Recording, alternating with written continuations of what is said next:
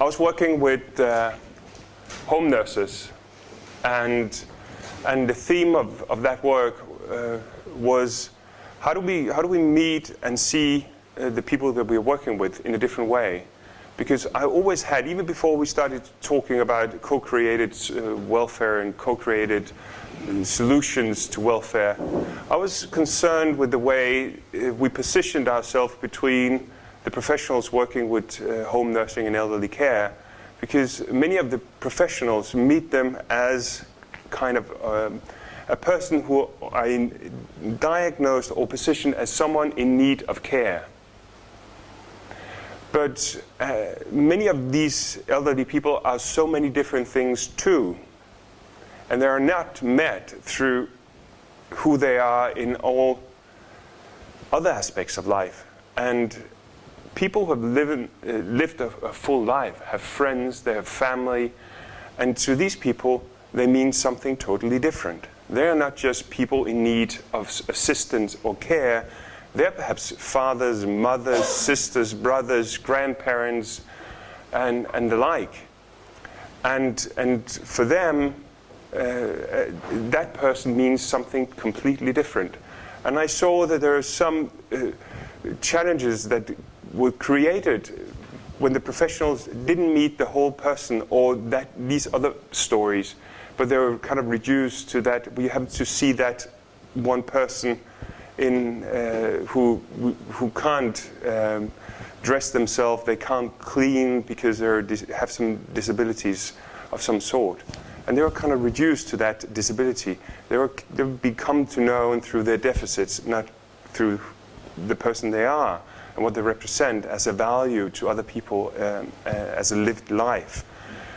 And a lot of tensions between the relatives and the professionals comes from not meeting that person through the same stories and through the same positions. And how do we get to know each other, and what does that mean in the way in which we meet each other? And I was working with these home nurses, and one of them said, well, we have a challenge for you, because we have this old lady, and we are really afraid of her.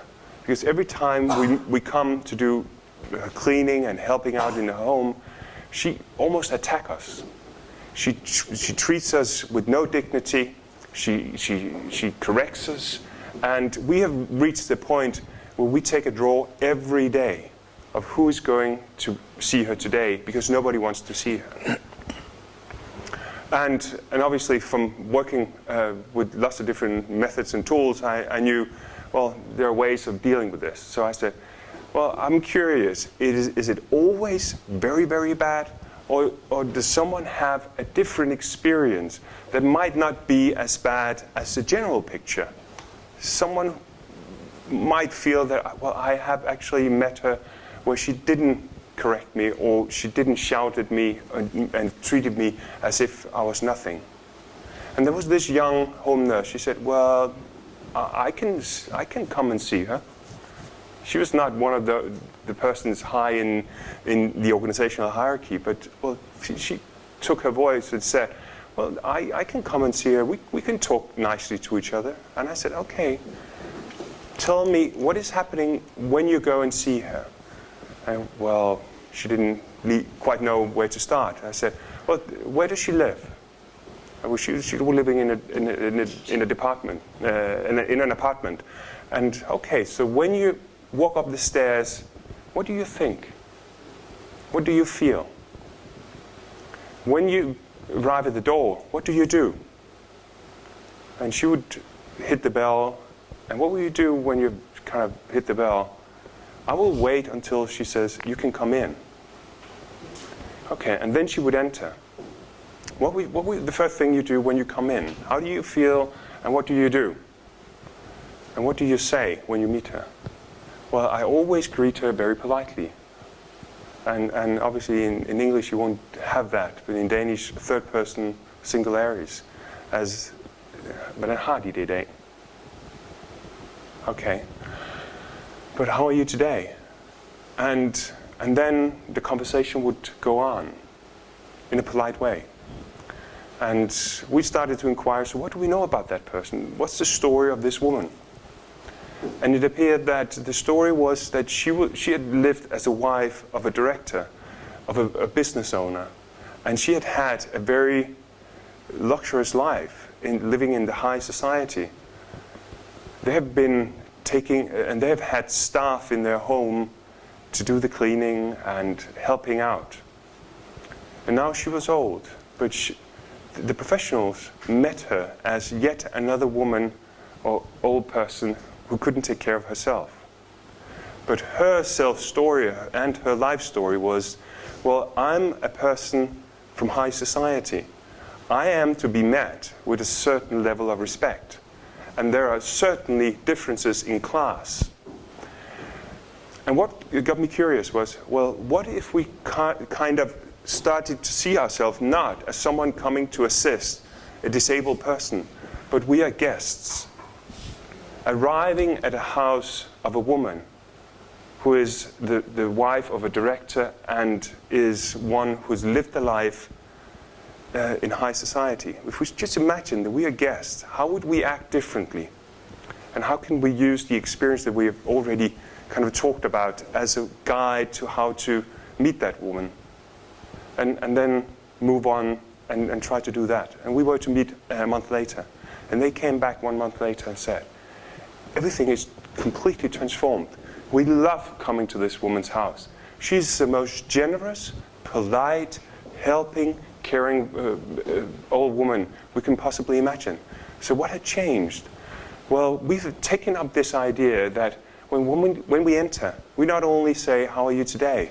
But also, we would say in Danish, direktør fru. I don't know what that would be in English, but the wife of a director. And position her as that. And how can we help you today? What do you need of assistance today? And that shift in relationship from being someone coming to take care of another person into start acting as if we are guests in another person's life. And we meet that other person on the conditions of how they've lived their lives, brought about what I would say a totally different morality.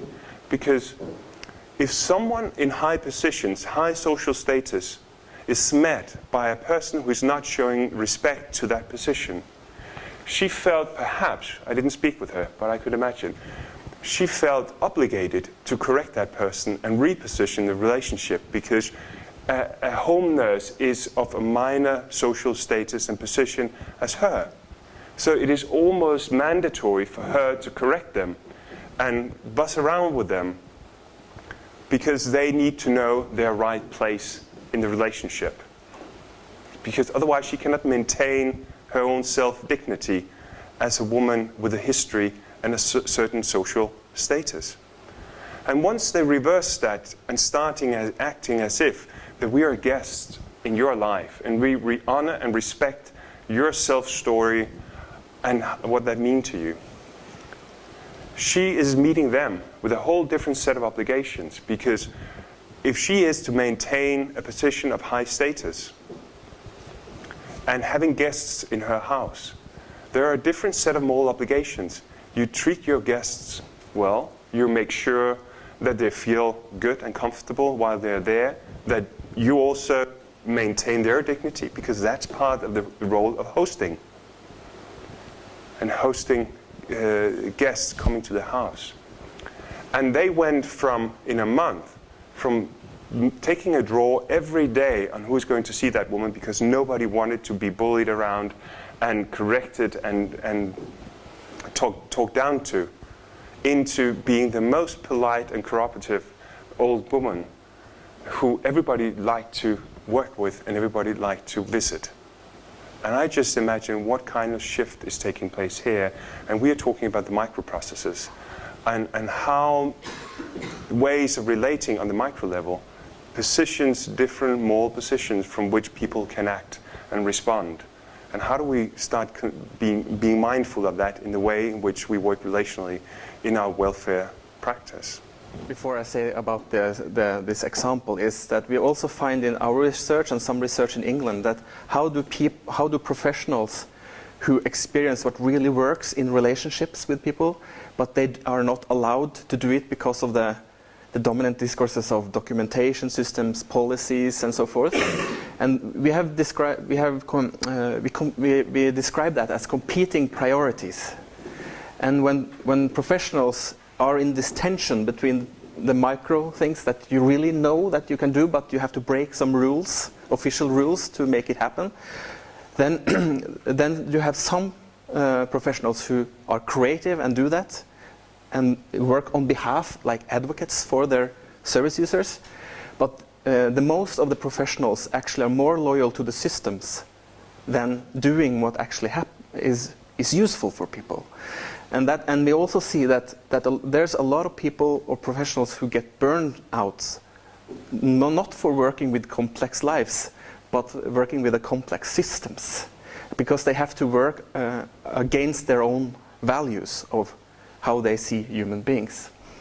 So we see this in our research in Norway, but also there's a very nice article called Competing Priorities from England, which is very interesting, who addresses this. So what we have tried to do then in a municipality in Norway is that we have started to have public meetings. So we have public meetings every month. We have done this for almost 2 years. And the idea is, first, how can these public meetings help to generate a more generous municipality for people who struggle with different life issues? And the other thing is, how can these public meetings help to change the system? So we call it, it's based on some models in the UK called Recovery College, but we didn't want to have the metaphor of college, because then you're a student and a teacher and everything again. So we have called it recovery communities or recovery workshops.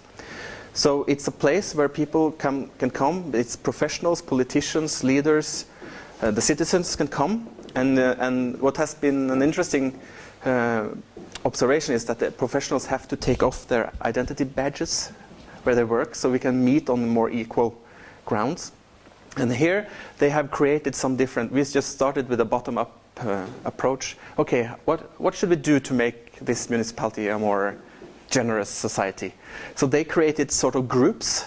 One group is a music group, another group is a friend group, where they experienced that they were when they struggled, they isolated themselves. So they have created a friend group on Facebook and text messages and so forth, so they can partner up, have walks, play quiz.